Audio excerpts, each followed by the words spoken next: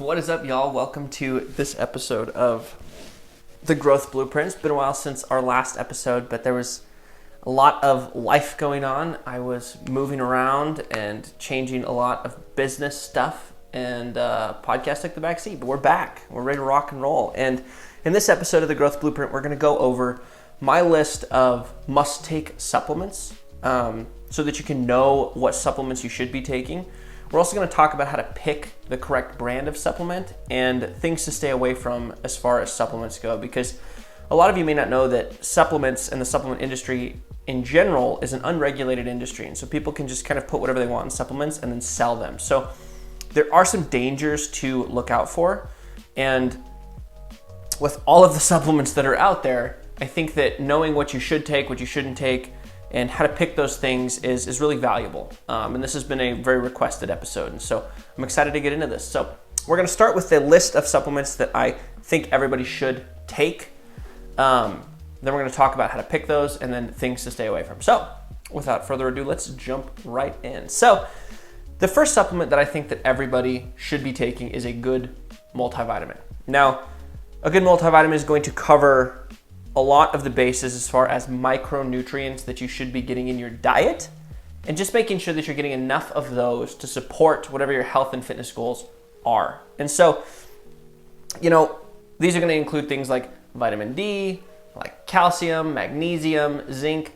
These are all things that our body needs to perform specific chemical reactions that lead to the healthy outcomes that we want to have, to make sure that our cells are functioning like they're supposed to be functioning. And, just to talk a little bit about some of the specifics of things in multivitamins, right? B vitamins are important for metabolism, so making sure that we're getting those in. Vitamin D is important for hormone synthesis. It's important for so many different functions within our body. And people at higher, I don't know if it's latitudes or longitudes, I'm not good at geography, but people that live farther away from the equator don't get enough vitamin D, because vitamin D is created from a chemical reaction in our skin caused by a specific kind of sunlight that people that live farther away from the equator don't get year round. So vitamin D is really important for people in general, but especially those that live farther away from the equator. Calcium. Calcium is important for bone health. We want to make sure that we have strong, healthy bones as we age so we don't trip and fall and break something. Right? And so having a good multivitamin that covers those bases is going to be a must-take supplement for anybody that's trying to take their health and their fitness seriously. The second one is omega-3 fatty acids. And so you may have heard of amino acids, and you may have even heard of essential amino acids. And so what an essential amino acid is it's an amino acid, right, that we cannot get if we do not consume it. It means it's something our body cannot make on its own. And so it needs to be consumed as part of a diet. Omega-3 fatty acids are an essential fatty acid, meaning that they are also something that we must consume. Otherwise, our body cannot make these things unless we consume them so that we can have them in our system. Just like our body cannot make vitamins, right? Our body can't make calcium, right? It just can't create calcium. We have to consume calcium so we have it in our body. Same thing with omega-3 fatty acids. And so omega-3 fatty acids are a kind of fat that is really important for cell structure. It's really important for brain health. It's really important for cardiovascular health. It's been shown in different research studies to actually help lower our triglyceride levels, and triglycerides are a risk factor for cardiovascular events later on in life. And so making sure that we're taking omega-3 fatty acids is going to help with heart health long term. It's going to help with brain function. It's going to help so many different processes in our body. So omega-3s are another one. I mean, unless you're if you're going to eat a lot of fish, a lot of salmon, a lot of fatty fish, stuff like that, you probably don't need to take an omega-3 supplement. But for the vast majority of people, especially if you don't live on the coast where those things are more readily available, making sure that you're taking an omega-3 supplement, again, is another huge one that I take, that I recommend everybody take as well. The next one is a fiber supplement. And so fiber has two big functions, okay? The first one is it's going to make us feel full, and it's going to add bulk to our stool. and really all that means is just gonna make you go to the bathroom regularly. And so if anybody's ever anybody listening's ever struggled with like inconsistency with bowel movements, or like not feeling like you do a good job going number 2. I'm not sure how to say that, but those of you that have experienced that know what I'm talking about. Fiber is going to help you be more regular, help those bowel movements be more successful, I guess, is a way to put it. And it's going to help us feel fuller longer. And that's going to help us with weight loss journeys. That's going to help us with making sure that we're not over consuming calories. And then the second thing that fiber is really important for is fiber is the thing that our gut microbiome consumes. It's what it eats. And our gut microbiome is a collection of bacteria that live within our digestive system. And there are more cells in our gut microbiome than there are cells in our body, which is crazy. There are more of them than there are cells that are you. And so making sure that you're doing a good job giving them the things that they need so that they can survive, they're going to give some beneficial things back to us. And so there are molecules and chemicals that they create that we cannot get unless they make them. And so making sure that we're giving them the things that they need to live well and produce the things that they need to produce to keep us healthy is also another critical component of fiber. And so taking a good fiber supplement is going to be a really good way to make sure that we're getting enough fiber into our diet. And to kind of illustrate this a little bit more, for females, the amount of fiber that you should be consuming is like 25 grams. For males, that's 35 grams. And to kind of put this into context, 1 cup of broccoli has 5 grams of fiber. And so unless you're eating 5 cups of fibrous vegetables as a woman, or 7 cups of fibrous vegetables as a man every single day, right? Having a fiber supplement is going to make sure that we can top that off and get to those recommended amounts of fiber that we should be consuming. Next one is probiotics. This kind of goes right with the fiber. And so probiotics are something that there's bacteria is all it is. And that just helps to make sure that there is the proper amounts and ratios of microbes in our gut to keep us healthy. And so you can kind of think about it like planting a garden, right? You need to put the seeds in the garden and then take care of the seeds. The probiotics are kind of the seeds for this. And now my recommendation with a probiotic supplement is to try and actually not take a supplement for probiotics. And you're going to get mixed reviews on this, but it's my opinion, okay, that if you can try to find food sources that contain high amounts of probiotics, that's going to be more beneficial than just taking a simple probiotic in and of itself. And so you can think about this as, if we use the garden example, right? If you just plant the seed and you don't do anything special and you just hope for the best, that's kind of like taking a probiotic. But if you plant the seed, if you've added some fertilizer, if you've tilled the dirt, if you've prepared things a little bit, that would be more akin to like eating yogurt that's high in probiotics, or sauerkraut, or kimchi. Those are great examples of fermented foods that contain high amounts of probiotics. And why I think that is beneficial is because you're going to be putting those probiotics into your system with the stuff that they need to exist, right? And so in the case of yogurt, right, they're going into your system with the sugars, with the proteins that they need to survive, that they've been surviving in for a while. And it's just my opinion that this is going to be a more beneficial way to introduce probiotics into a diet. And I think it gives them a better chance to actually make it to where they need to go, right? And not die in the process. It's a more holistic way. I don't like using the word holistic, but it's a more holistic way to make sure that you're getting the probiotics into your diet. So using things like kimchi, sauerkraut, yogurt, those are the things that I would recommend. And I'll tell you exactly how I tackle the fiber probiotic problem here personally with my clients in a second, after we talk about the next one. The next one is protein powder. And just like the fiber thing, right? Protein is hard to get enough of. And so for the vast majority of people, 1 gram of protein per pound of goal body weight is what I recommend. So if you want to weigh 130 pounds, you should be consuming 130 grams of protein.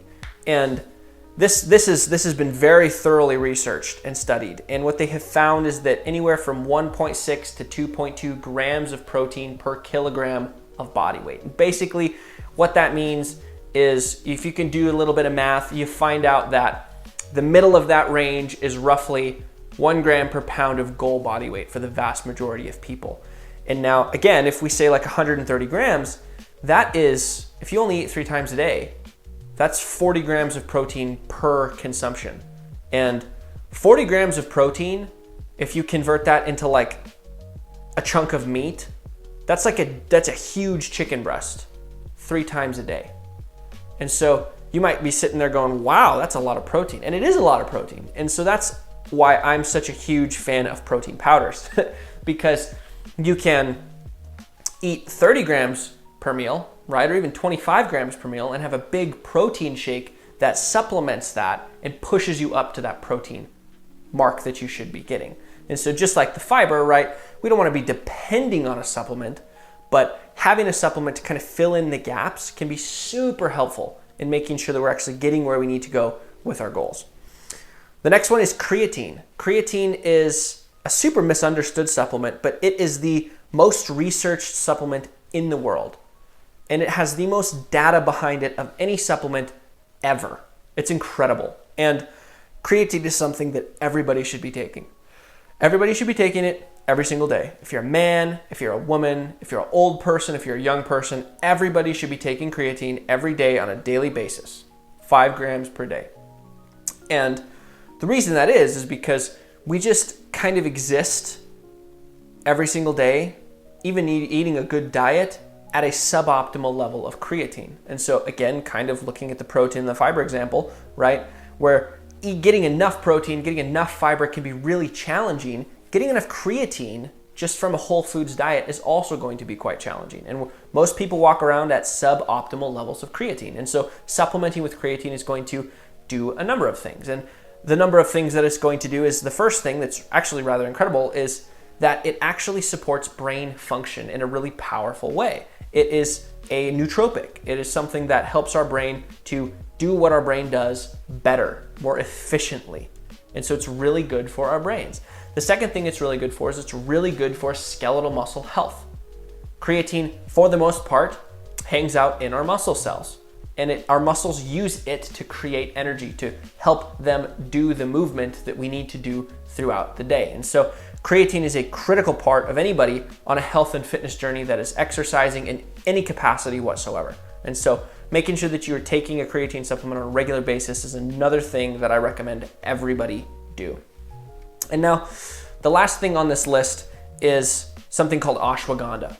Ashwagandha is another supplement that I'm a huge fan of. Ashwagandha comes from Ayurvedic medicine.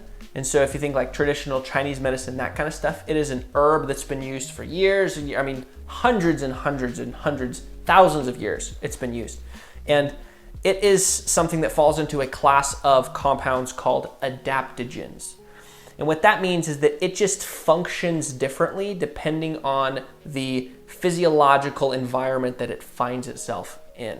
And so I take ashwagandha, and I recommend that my clients take ashwagandha to do a couple of things. So it's really good at modulating our body's cortisol response. And making sure that we're having a good cortisol response is important for a variety of things. Energy production, like feeling good throughout the day, making sure that we're not having cravings for a bunch of like garbage foods.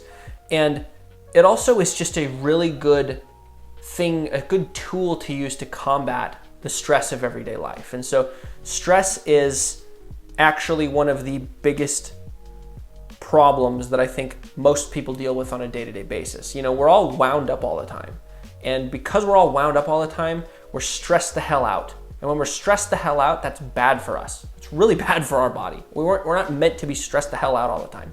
And ashwagandha, you don't really feel the like reduction in stress, but what it does is it biochemically helps turn the dial down on the intensity of the biochemistry of the stress response that's going on in your body. And so it can be a really good supplement to just take on a regular basis for the sake of overall long-term health and longevity, and also just making sure that your body biochemically, physiologically is functioning the way that it should.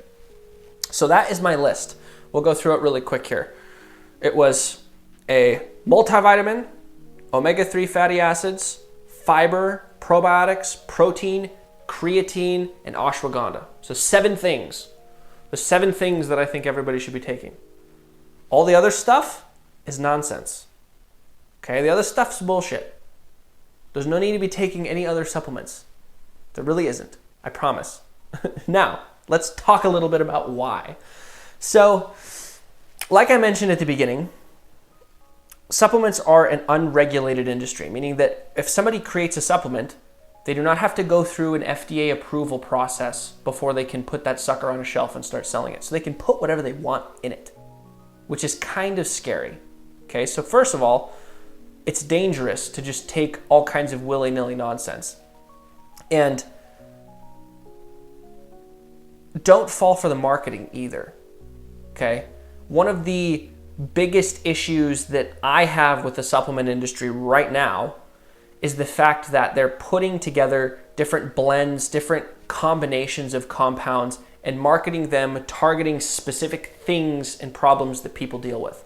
And so you're probably thinking right now about how you've seen like 4 women's menstrual health, or like 4 men's testosterone support, or like, things of that nature.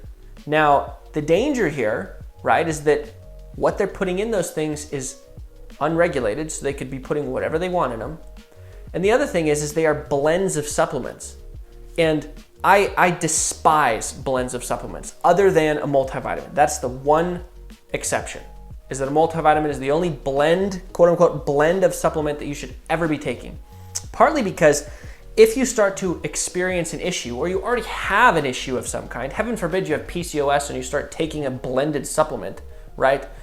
It doesn't allow you to know what's actually going on, right? Now, if you're taking individual things and you have a bad reaction, you're gonna know what caused it, okay? But if you're taking these blends that have 25 different things in them, you're not gonna know what the hell's going on. You're just gonna start feeling like garbage and not actually know if something was in it was helping, if something in it was hurting, what was helping, what was hurting.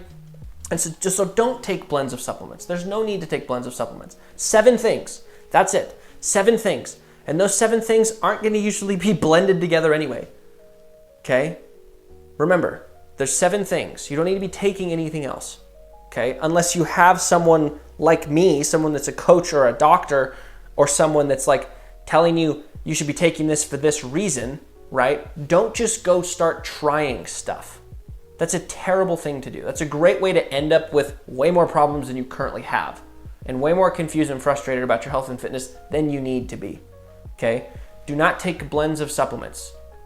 The other thing is don't fall for the marketing either, okay? If they say that they've made something for men and something for women, either, right, it's a blend of supplements that's bullshit anyway, or they're just marketing. So one of the goofiest things is like fiber supplement for him, fiber supplement for her, multivitamin for him, multivitamin for her.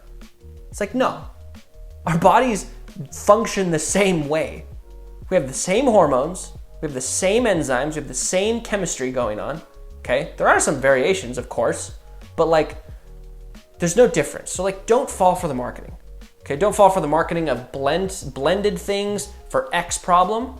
And don't fall for the marketing of like, this one's for guys, this one's for girls. Just go find the generic ones, because you're gonna be getting charged 50% more if you buy the thing for her or the thing for him, okay? Just go get the regular thing. Go get the generic type of supplement. So that's going into the next part, is how you pick these things.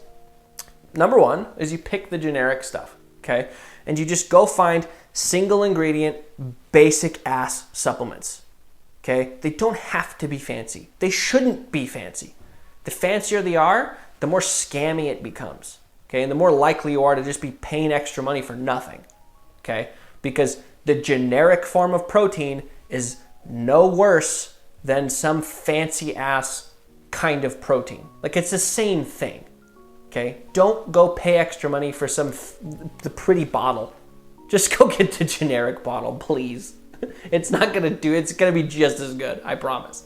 And the next thing, as far as like picking supplements goes, There are companies, and these are the good companies, okay? There are companies that pay to have their supplements tested independently by someone that has nothing to do with them to see if the stuff that's in it is, one, clean and doesn't have any nonsense in it, and accurate to what the label says. And so oftentimes supplement companies that do this are really proud of the fact that they do it. And they should be. That's a great thing to do, to be producing and putting out quality stuff that has been tested and they know what's in it. They tell you exactly what's in it and they can verify it by a third party, right? That's kind of the gold standard. Now, when companies do that, they usually advertise it on their thing. And so it's going to say something like NSF certified or like some company third party inspected. If you can find single ingredient supplements that have been inspected, that's an amazing one to buy, okay? Amazing one to buy. So make sure that you find something that is generic, right? They're not all fancily branded, right? That says that it has been third party tested.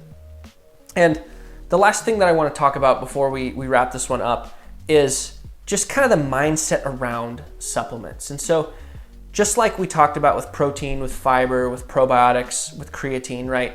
We talked about how the necessity for those really comes from the fact that it's hard to get enough of them in most people's diets, right?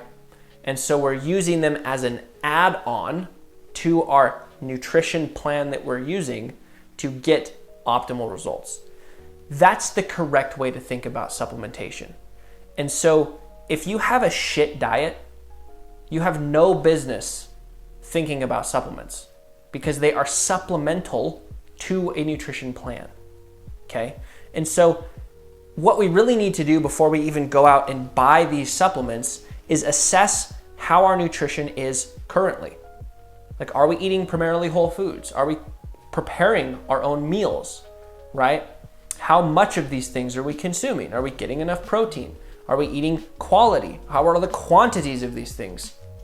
Like, that's the first thing that we have to assess. And so you have to do the work on your nutrition because no supplement's actually gonna save you and get you these magical results. That's not how it works, right? We need to build a good foundation of basic nutrition and then stack the supplements on top of that to take us to the next level. But supplements on their own are not going to take you to that next level because they are supplements. They are supplemental to a good nutrition plan, okay? So let's wrap it up. From the top, the supplements you should be taking: multivitamin, omega-3 fatty acids, fiber, probiotics, creatine, protein, ashwagandha. When you go searching for these things, find single ingredient products that have been third-party tested for purity and quality. Don't fall for the marketing and do not take blends of anything, okay?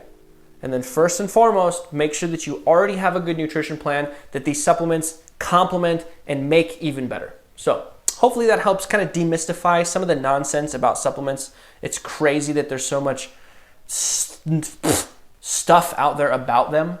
So I hope that this kind of helped cut through the nonsense, gave you some ideas of stuff to use, helped you understand how we can use supplements to the best benefit. And as always, your time is your most valuable resource. And so if you spent that with me today, I appreciate it. I hope that I made it worth your time. If I did, share this episode, leave the show a review. It would mean the world to me. But thank you as always, and we'll see y'all in the next one.